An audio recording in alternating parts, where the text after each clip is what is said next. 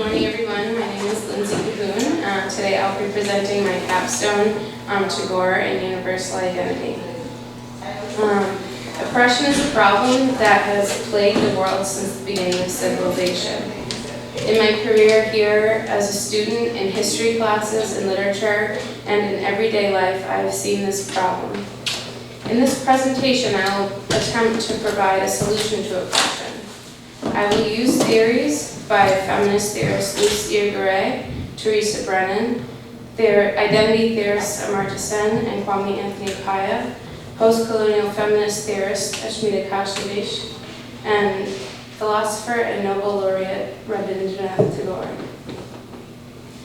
I will be interpreting these theories through short stories by Tagore and Indian-American author Jhumpa Lahiri. My goal is to lay a framework for the future to create change in order to solve the problem of oppression. So throughout my research, I came across this quote by Lao Tzu, and it says, quote, "Let us die, yet not perish," end quote. And Tagore goes further to say on this quote, "For we die when we lose our physical life. We perish when we lose our humanity," end quote. The human population is perishing right before our eyes. Hatred and oppression are the diseases that cause us to perish. I have two focuses in this presentation, women's oppression and racial oppression. I believe this covers the most people that are affected by oppression right now and is very current in this political climate. To begin with women, I'm going to start to talk about patriarchy, which is a long-standing tradition in many cultures. Patriarchy denigrates women and excludes women from the privileges that men hold in those societies. Tagore was very sympathetic towards the plight of women. Tagore was born in India in 1861 and was exposed to many different religions growing up, but he identified mostly with Hinduism. He had a firm belief in Hindu morals, including women being divine goddesses. In her book, Juisance Ananda, Kashnavish writes on the status of women in India, quote, "Women were dominated by a patriarchal society. Although women are goddesses and male gods cannot exist without them, there are books of law as well, which relegate women to the role of subservient," end quote. Tagore believed in justice and freedom for all, including women. His notion of freedom is expressed in his poem in Gitanjali, where he says, quote, "Where the mind is without fear and the head held high, where knowledge is free, where the world has not been broken up in fragments by narrow domestic walls," end quote. These lines express Tagore's notion and vision of freedom, and I interpret the last line to directly relate to women's traditional household roles. In Tagore's short story, The Living and the Dead, the main character, Kadambini, is a woman who lives with her husband's family and takes care of her beloved nephew after her husband dies. One day, Kadambini's heart stops and her family believes she is dead, and they take her body to the burning grounds, and once she's there, she wakes and she's not dead. She travels to a friend's house and eventually returns home. She travels the earth trying to find her place in it. When she arrives home, she tries to tell her family that she is alive, but they don't believe her. They plead with her, but they refuse to believe her. She resigns herself to the courtyard in the home, where she proves she did not die by killing herself. Kadambini has no place in the world. It's important to bring in feminist philosopher Lucy Tagore here to shed light on Kadambini's situation. Tagore's theory of jouissance is an essential part of the solution to women's oppression. In Western psychoanalysis and philosophy, women are often left in the state of the pre-object. It is important for women to achieve jouissance in order to attain balanced and harmonious relationships. Kashnavish explains what Tagore's female jouissance would achieve.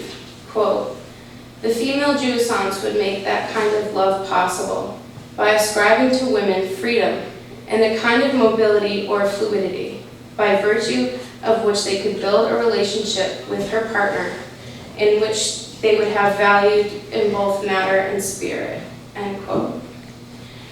Irigaray's vision of jouissance allows women to break free of the state of the pre-object. Irigaray does not want to exclude men, however. She says, quote, "The human species is divided into two genders, which ensures its production and reproduction. To wish to get rid of sexual difference is to call for a genocide more radical than any form of destruction there has ever been in history," end quote. She believes balance is more important than power, but I want to take a moment to clarify that in this context, Irigaray is referring to male-female relationships, and it doesn't necessarily mean to exclude other genders or gender relationships. But returning to Tagore's story, Kadambini loses her place in life after her husband's death. She is resigned to taking care of her nephew and her husband's family. When she is in the transitional world after her heart stops, she must now reflect on her status as a woman on her own, not in relation to anyone else. She lives in a patriarchal world where she has never had to do this before, and Irigaray writes about this obstacle, saying, quote, "One of the main obstacles to creation and recognition of such values is the more or less obscure hold patriarchal and phallocentric models have for centuries over the whole of our civilization," end quote. Kadambini is trapped in this life. Her civilization is set up in a patriarchal fashion, which in the end gives her no choice but to kill herself. It is not only women that face this issue, but any oppressed group. We need to change how we treat and view each other in order to create change. But it's not enough just to see the problem for what it is. We have to look at the root of the problem, and in order to do that, we need to bring in Australian feminist and philosopher Teresa Brennan.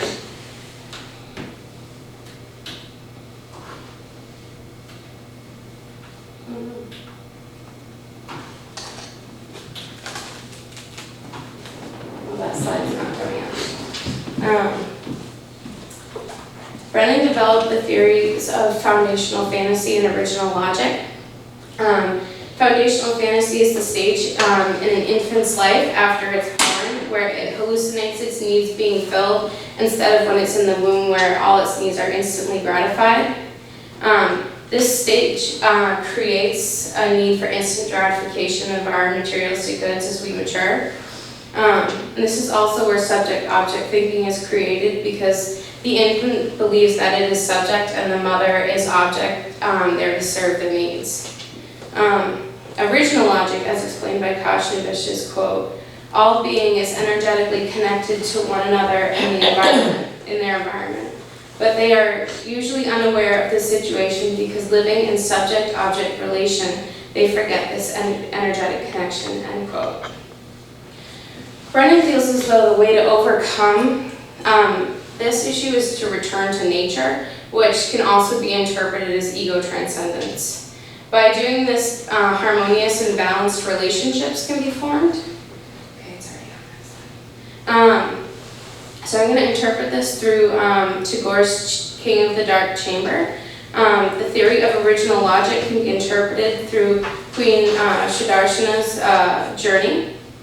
So in this story, the king and queen only meet in a dark chamber where the queen cannot see the king. And she pleads with him to see him, and he finally gives in, and he says he'll reveal himself at the spring festival that's going on. But he orders everyone not to point him out to her. Meanwhile, at the festival, there's a false king parading around. And the queen believes that the false king is the actual king. And when she realizes her mistake and that she's been foolish, she begs for the king's forgiveness and reconciles with him. But in the beginning of the story, the queen is very distressed and is speaking to her maid about how she is feeling, and she wants to develop this sort of sense about the king. And she's talking to her maid about it, and her maid replies, quote, "You will have it, O queen. This sense will awaken in you one day. Your longing to have a sight of him makes you restless, and therefore all your mind is strained and warped in that direction. When you are past the state of feverish restlessness, everything will become quite easy," end quote. During this phase of the story, the queen could be considered to be in foundational fantasy because she's fantasizing having this need of seeing the king and having a sense about him. But after she realizes that she's been tricked by the false king, she decides to leave behind her old ways of thinking, and she says, quote, "When I was the queen, I stepped over silver and gold. I shall have now to atone for the evil fortune of my birth, by walking over dust and bare earth. I could not have dreamed that thus I would meet my king of common earth and dust at every step of mine today." End quote.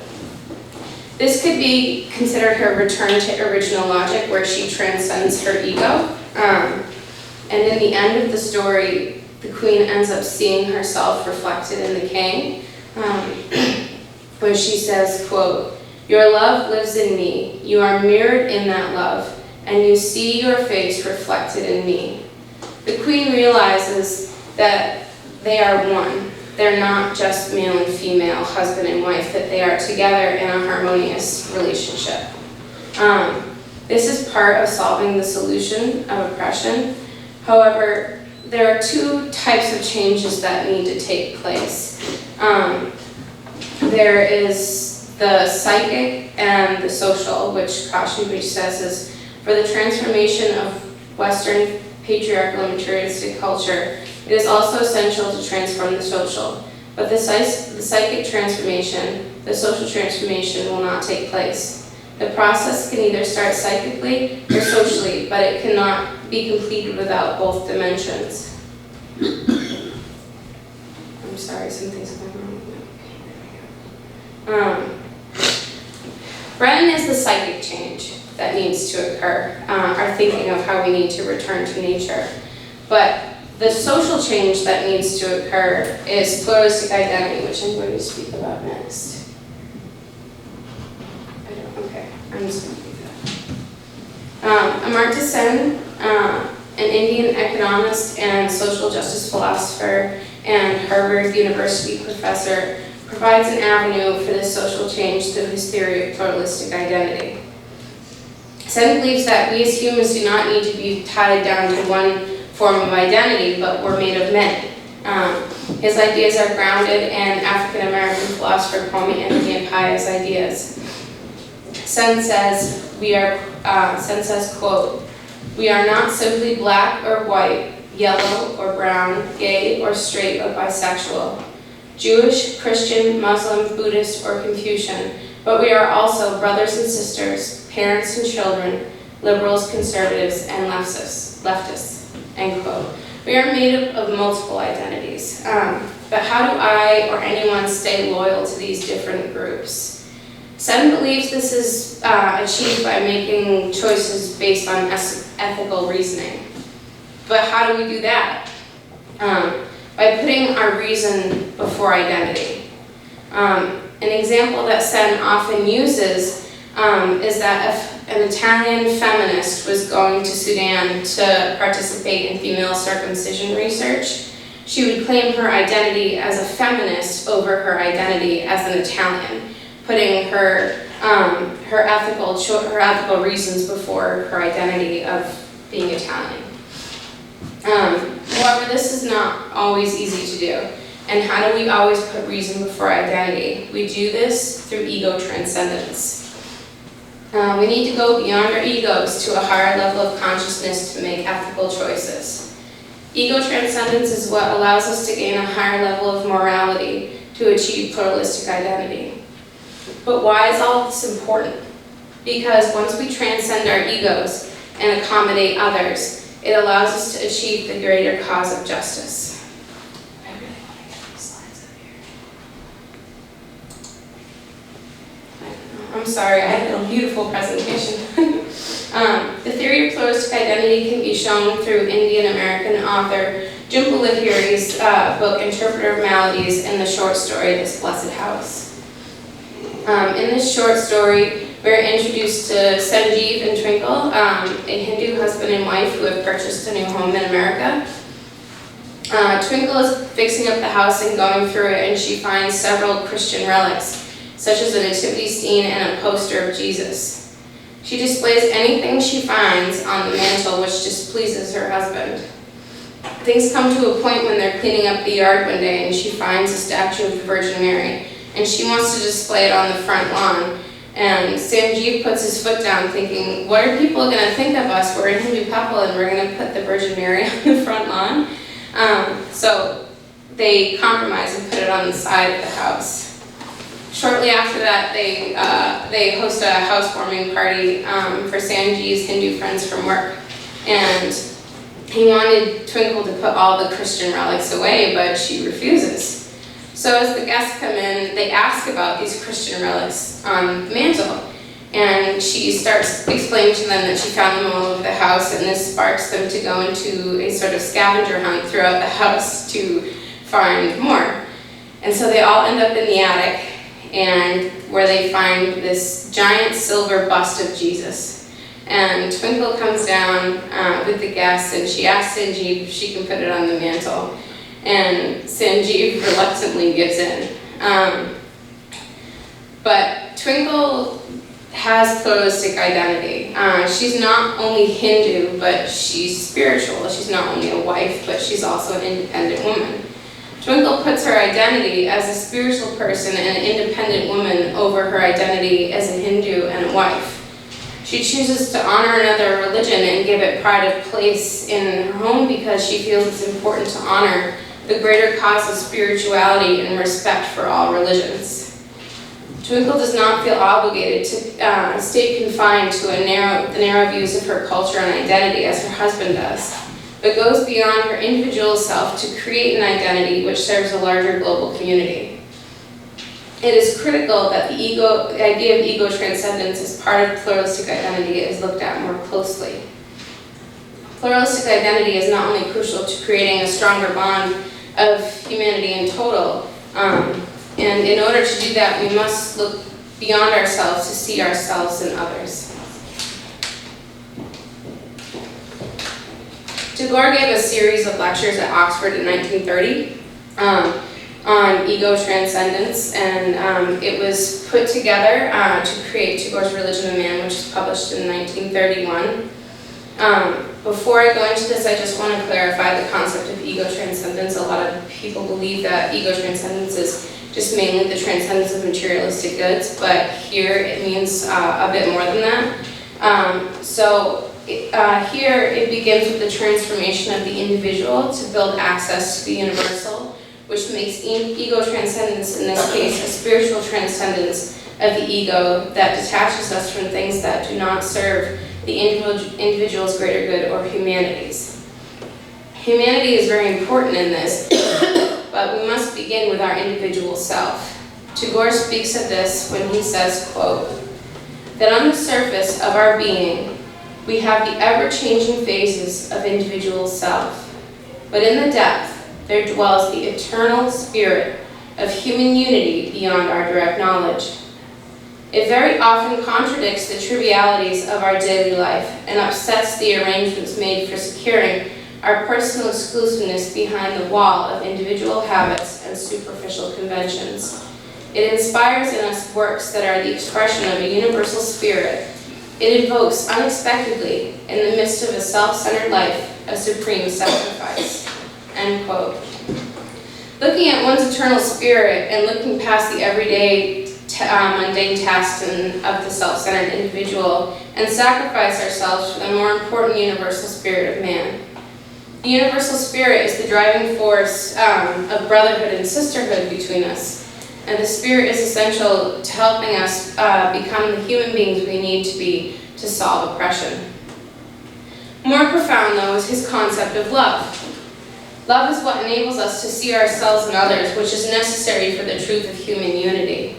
He says, quote, however, whatever name our logic may give to the truth of human unity, the fact can never be ignored that we have our greatest delight when we realize ourselves and others, and this is the definition of love. End quote. This is a really important link to pluralistic identity because seeing ourselves and others is the truth of human unity. If we cannot see ourselves and others, then it is impossible to create the change we need to wipe out oppression. Each of us lives within each other, and that is the essential human bond. When we become unified with ourselves and with others, we feel joy and can transcend the limits that we believe that are there. When we become in touch with reality, there are endless possibilities. As much as working on ourselves is important, we need to look at the plurality to make change. This notion is displayed by German-American philosopher Hannah Arendt. She believes it takes the many to create change. In her book, The Human Condition, she speaks of politicians molding human history as if they were craftsmen molding a piece of wood. However, it takes us as individuals and together as a group to create change and make history to solve the solution of oppression. Lucy Tagore also believed that it was important for us to work together and make change. It is not only important that we work together to create change, but we must have a sense of our own identity to define civil rights of life. In identifying ourselves, we must look at others and use ego transcendence and pluralistic identity to make the ethical choices for humanity to create the world we seek. We must use our universal identity to transform the world we live in. Throughout this presentation, many theories have been explored separately to solve individual problems. However, if they are combined and used together, they create a solution to global oppression. Lucy Tagore's theory of jouissance, Brennan's theories of original logic and foundational fantasy, Sen's pluralistic identity, Tagore's ego transcendence, and Arendt's notion of plurality to create change. All these things combine to create a powerful solution in solving oppression and create a better unified humanity and a world we can share in harmony. It is imperative we find a solution to this issue, and the solution is universal identity. The use of the word universal does not seek to claim that we are all the same, but that each of us has the ability to see and become what is within each other. The idea of universal identity seeks to bring us together in a global community. It means we must bring together our diversity, cultures, traditions, and humanity, and transcend our egos in order to achieve universal identity. We must look past the narrowness of who we are to strive for a better human existence on Earth. Tagore believed in this idea of universalism, and all the theories discussed in this presentation brought together create a humanity that cannot be destroyed. It will strengthen us, and we will achieve a global home where no one is alone and everyone is loved, because all of us have a little bit of ourselves in each other. So Marta Sen and Kwame Anthony Paya are two very important people in my presentation, coming up with the ideas of pluralistic identity. In my next slide, I had, this is Jhumpa Lahiri. Jhumpa Lahiri is one of my favorite authors I've read while I've been here. She wrote Interpreter of Maladies, which is a compilation of a bunch of short stories that talk about either mainly Indian immigrants coming to America or going back to India after they've been, I hate to use this term, but like Americanized, they've lived in America, become accustomed to that culture. And it really shed a lot of light on sort of the struggles and the different issues that come up. And I know I've talked to Professor Kashnavish about her daughter saying she feels like Jhumpa Lahiri is looking over her shoulder into her life. And that's how realistic Jhumpa Lahiri is, to really capture how people feel in that moment. And using this blessed house really kind of brought a lot of things together for me. It's very relatable, it's very funny. So that's where I feel like it's relatable to us in our everyday lives. But the fact that, you know, Twinkle does have pluralistic identity really drives home the fact that, you know, that this is something plausible. This is part of the solution. This is something that can occur in everyday life. for us to be able to do. And it kind of, interpreting these stories through literature really gives us this sort of possibility that we can create these changes, that they are possible. Now, I'm not saying that every single person in this world is going to develop universal identity and we're going to solve oppression and, everything's going to be great. But, I think my aim for this really was to lay a good framework for future generations. And when you go back to the quote in the beginning of the presentation about Laozi, let us die yet not perish, and Tagore goes on to say that we perish when we lose our humanity. I think that, it really sort of drives home for us that this needs to be looked at. This is an important thing that's happening and going on here.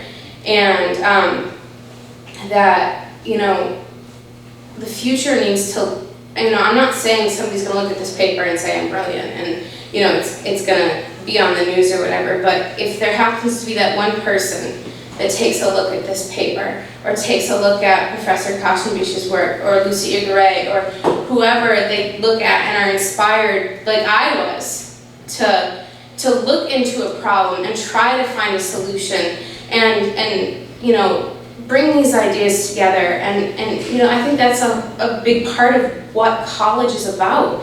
It's bringing these ideas together and, trying to create change, taking your knowledge, whether it's changing your life or changing someone else's life. And I think, everything I've learned and everything that I've been inspired to learn has brought me to this point of seeing the world through so many different lenses, to want to create a change. And, with Professor Kashinbish's help, I really have been able to look at the world in a different way, and my education has been broadened immensely, to see beyond what we see in the news, what we hear politicians say, or what your neighbor says about what we need to do to create change. But this is something more solid, more real, and the fact that we can create change through this multi-step process is amazing. So let's see if I can get some more slides in here. This is Tagore speaking at Oxford. It was amazing, we found a picture, but Tagore has inspired me so much, even to the point where when I was writing, I felt like I had to wear sandals and socks to connect with Tagore, because it made me feel like I was, connected to him. And, there's unfortunately a story that I had to cut because it would have taken too much time, but just to kind of go over it, it's the story of Kabuliwala, and he's an Afghan raisin seller. And he goes into the villages and sells nuts and raisins and dried fruit and all that stuff. And he comes into the village one day, and he meets this father of this little girl, Minnie, who's an author, and Minnie's afraid of the Kabuliwala at first. And the next day he comes out and finds them playing together, and they form a really close bond. And so one day the father sees that the Kabuliwala has been arrested for quarreling with someone and killing him, and the Kabuliwala goes to jail.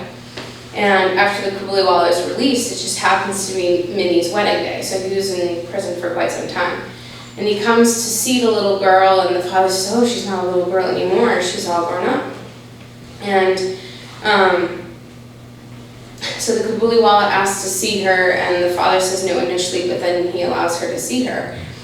And it sort of brings to life to the Kabuliwala that his daughter back home would be about the same age as Minnie, who he hasn't seen. And the father sees this sort of connection and offers to give him money to get home, even though they can't afford all the splendor that they wanted to for Minnie's wedding.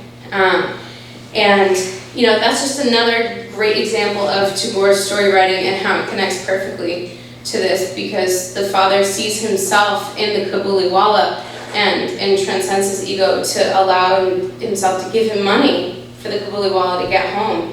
And there's so many stories I've read by Tagore that just give basic lessons of life, and it's sad that Tagore is not used more in literature classes, because the lessons we can take from Tagore just transcend time. I mean, they're so relevant to today.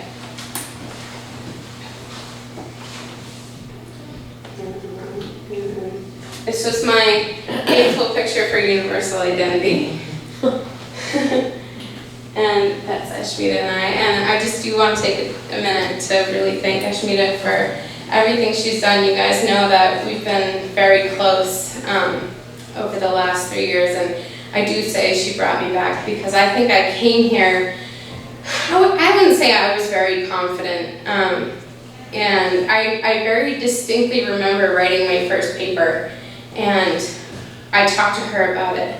And I said, I don't think this is great. She goes, no, you're a genius. And I called my mother that night. I was like, my professor thinks I'm a genius. And I think that was the moment that sparked my confidence a little bit more. That's allowed me to just take off and become the student that I've become, and really want to grapple with things and take the time to understand and learn. And it's just made this experience so much more enjoyable, and it's opening so many more doors for me in the future. And if Jenna or Ashmita hadn't believed in me and helped me, and all my other professors, I just don't know.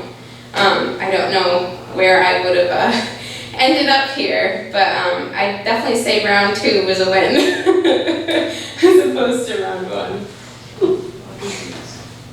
And that's just my work cited. Yeah. I want you to go through. Keep it on. We want to see it. The website. Oh, okay. Yeah, I want to see the website. Because we talked about it in our meeting, so I want to.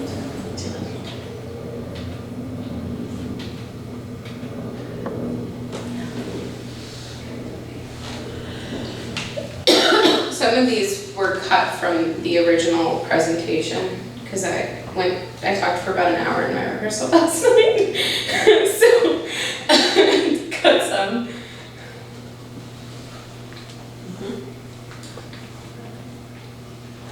Yeah, we can have some Q&A now. Yeah. Does anyone have any questions? I have a question. Yes. I think I might know partially the answer to this, but how did you decide on what fictional works to use to help interpret the theories? I think, well, in a lot of Professor Nakashimish's classes, how she sets it up is she gives you a piece of theory and a piece of literature. And I think, just learning, I mean, obviously, I personally, I read a little bit more than that was required for those classes, but just sort of being given the opportunity to delve into the theory alongside with the literature really helped me sort of pick the stories out, that because it wasn't just like, okay, here's the theory, here's one piece of literature, here's the theory, and here's like 6 short stories, and then you go through it, and I think you just, when you're given the opportunity to see theory along with the literature and in the classroom, it's super helpful in being able to kind of expand the mind into thinking, which piece really fits with this and what fits with that, and I think that's how I picked the pieces of literature that went along with the theories. And if I can add, also she took these courses. I asked her. Yes. Just using all my courses, Yeah. hoping that was the trajectory I was planning for her. Yeah. So in other words, she picked up this reading that I do, reading through theories. So that's what she brought in her Yeah. capstone as well. Any other question? I have a question. Of course you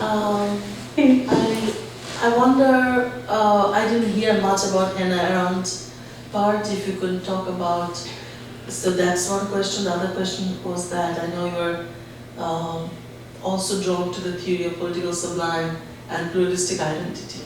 So, those two. So a little bit more about Hannah Arendt.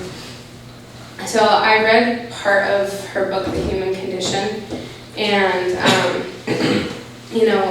I think the parts that struck me the most were, Hannah Arendt is much I mean, in my presentation, she seems quite subtle, but she's much more of a political fighter than I presented her. But I think if you take some of the more subtle parts of what she says, instead of being, I don't want to call her radical because she's not, but she, I think she pushes the boundaries a lot.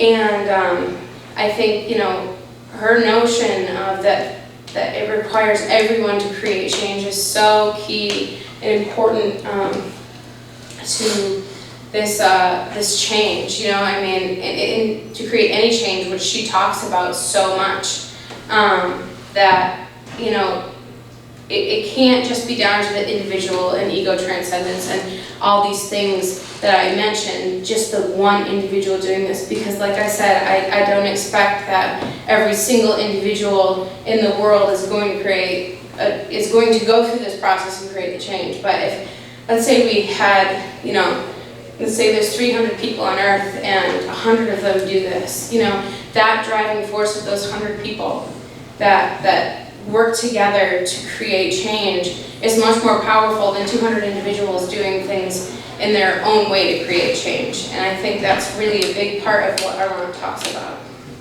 And then as far as political sublime and Amartya Sen's pluralistic identity, I think that, you know, pluralistic identity to create change is a really key part in what we need to do. And you know, it's not just as simple as, you know, coming into contact with someone that you've never met and you know, transcending your ego and seeing yourself in the other person and all those things, because that indeed is a very difficult thing to do.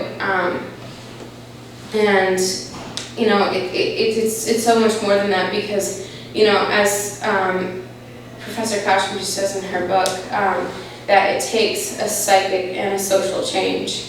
And, you know, I don't think that, you know, going back to Brennan, I don't think every single human being is going to be like, well, I'm going to go back to nature and totally just get rid of this whole, you know, subject-object thinking that I created as an infant when I was thinking my mother was this mindless slave to take care of me. I don't think it's, you know, I don't think that's going to happen for everyone.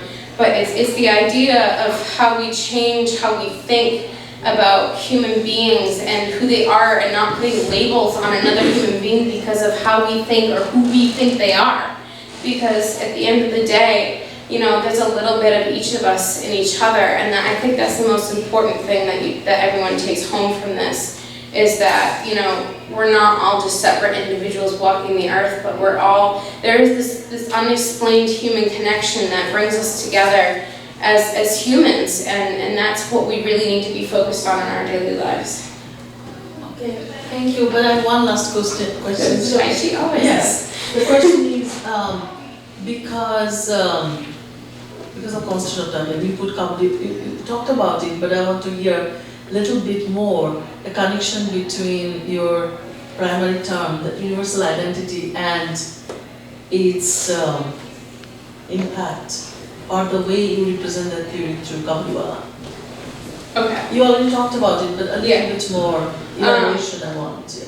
So I think the idea of universal identity in Kabbaliwala is that, you know, he sort of brings all those things I talked about together, the Father does. And you have a slide also. Yeah, let's see if I can get this slide back up. No, I had to delete the Kabbaliwala slide because it took me out. But I think, you know, he does have this sort of universal identity because, you know, he's not seeing himself as the same as the Kabbaliwala, because he definitely recognizes himself as who he is as an individual, but he sees himself in the Kabbaliwala. He sees that the Kabbaliwala is a father, is a human, is you know, just the same as him. They just happen to be in different circumstances. What does the word Kabbaliwala means? Could you? Kabbaliwala is a Afghan raisin seller from Kabul who sells different like nuts and dried fruits and all that stuff in villages in India. I think that's, like I said, that's really the key point, is sort of transcending your ego and who you are, because the father could have easily said, well, I'm better than this man, and I don't need to give him money, and this is my daughter's wedding, and this is the most important thing to me, but he really sees that, the need for humanity in this situation, the need for him to help this man, because at the end of the day, they are fathers and human beings that are trying to do the same thing, to do right by their family, to do right by their daughter, and to create a better relationship for, I think at the end of the day, the rest of the world, if you look at this. That is truly the idea of universal identity, is that, we are within each other, and the Father truly sees that in the Kabuli Wala. And this is the last question. I got it. The question is, have you ever been questioned for using the term universal identity, because sometimes this can create a different notion, among people? Indeed, I actually myself had an issue with the term universal identity when Professor Gosh initially brought it up, because I believed it sort of did the same thing as equality and equity do, where equality kind of takes away the individual, and there's no difference, but equity means we can be ourselves and bring to the table. But she explained to me that that's not quite it, and I sort of came to it on my own, but actually Apaya wrote this book called Cosmopolitanism, and he used an example of universalism, how it's bad. And that there was this man called Bin Al-Din who was trying to put forth this idea that everyone should be Muslim.